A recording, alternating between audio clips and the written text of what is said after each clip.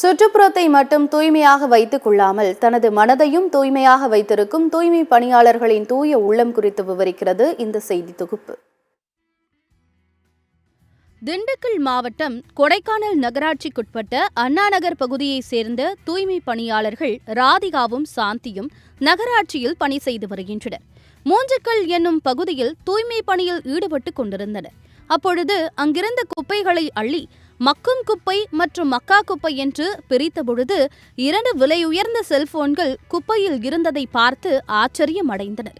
என்ன செய்வதென்று தெரியாமல் 2 செல்போன்களையும் அருகிலுள்ள செல்போன் கடையில் உரியவர்களிடம் ஒப்படைத்து விடுமாறு கொடுத்துவிட்டு சென்றுள்ளனர்.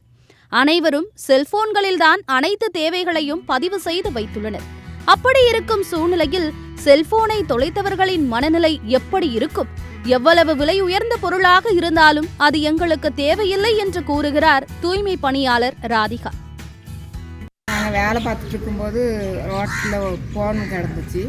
நாங்கள் அதை கொண்டு போய் ஃபோன் கடையில் கொண்டு போய் கொடுத்தோம். ஆனால் அது அவங்க குள்ளது இல்லை, இது கொரியர் குள்ளதுன்னு சொல்லிட்டாங்க.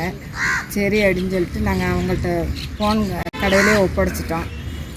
நாங்கள் இப்போ நகராட்சியில் தான் வேலை பார்த்துட்ருக்கோம். இப்போ ஆஃபீஸில் கொண்டு போய் கொடுக்கணுன்னா அங்கே தள்ளி போகிறதுனால பக்கத்தில் இருக்க கடைக்கிட்டே கொடுத்துட்டோன்னே. எங்கள் யாருக்குள்ளதுன்னு தெரியல அப்படிங்கிறதுனால கடையில் கொண்டு போய் கொடுத்துருக்கோம். இப்போ எல்லாமே ஃபோனில் தான் எல்லாம் பார்த்துட்ருக்காங்க, சேவ் பண்ணி வைக்காங்க. இப்போ முக்கியமாக ஏதாவது இருந்தால் என்ன பண்ணுறது, யார் தேடுவாங்க அப்படிங்கிறதுனால ஒரு நல்ல எண்ணத்தோடு கொடுத்துட்டோங்க. இந்த நெகிழ்ச்சியூட்டும் தகவலை அறிந்த 8வது வார்டு திமுக கவுன்சிலர் நேரடியாக அவர்களை நேரில் சந்தித்து சால்வை அணிவித்து வாழ்த்துக்களை தெரிவித்திருக்கிறார். ஏழை எளிய மக்கள் என்றாலே எது கிடைத்தாலும் எடுத்துக்கொள்பவர்கள் என்று பரவலாக ஒரு கருத்து இருந்து வரும் சூழலில் இதுபோன்ற நிகழ்வுகள் அந்த கருத்தை துடைத்தெறிந்துள்ளது.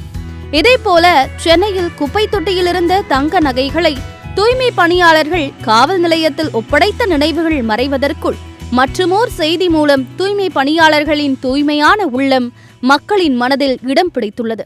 சத்தியம் தொலைக்காட்சியின் செய்திகளுக்காக திண்டுக்கல் மாவட்ட செய்தியாளர் நாட்ராயனுடன் சத்தியம் தொலைக்காட்சி செய்திக்குழு.